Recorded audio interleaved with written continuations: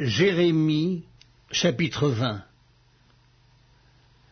Pascur, fils d'Immer, sacrificateur et inspecteur en chef dans la maison de l'Éternel, entendit Jérémie qui prophétisait ces choses.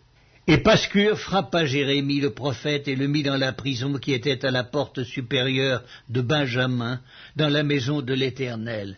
Mais le lendemain, Pascur fit sortir Jérémie de prison. Et Jérémie lui dit, « Ce n'est pas le nom de Pascur que l'Éternel te donne, mais celui de Magor-Missabib, car ainsi parle l'Éternel. Voici, je te livrerai à la terreur, toi et tous tes amis.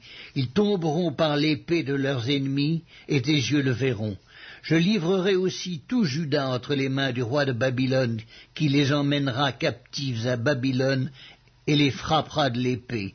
Je livrerai toutes les richesses de cette ville, tout le produit de son travail, tout ce qu'elle a de précieux.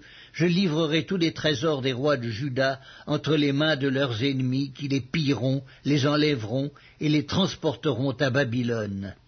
Et toi, Pascur, et tous ceux qui demeurent dans ta maison, vous irez en captivité. Tu iras à Babylone, et là, tu mourras, et là tu seras enterré, toi et tous tes amis, auxquels tu as prophétisé le mensonge.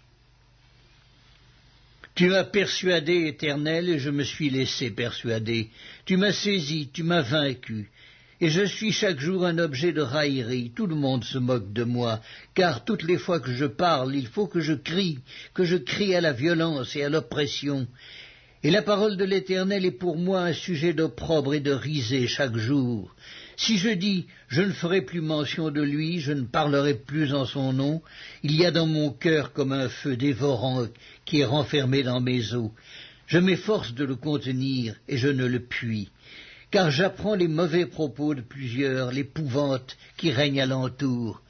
Accusez-le et nous l'accuserons. Tous ceux qui étaient en paix avec moi observent si je chancelle. Peut-être se laissera-t-il surprendre et nous serons maîtres de lui, nous tirerons vengeance de lui. Mais l'Éternel est avec moi comme un héros puissant. C'est pourquoi mes persécuteurs chancellent et n'auront pas le dessus.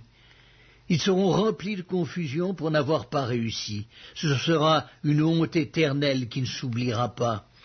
L'Éternel des armées éprouve le juste, il pénètre les reins et les cœurs.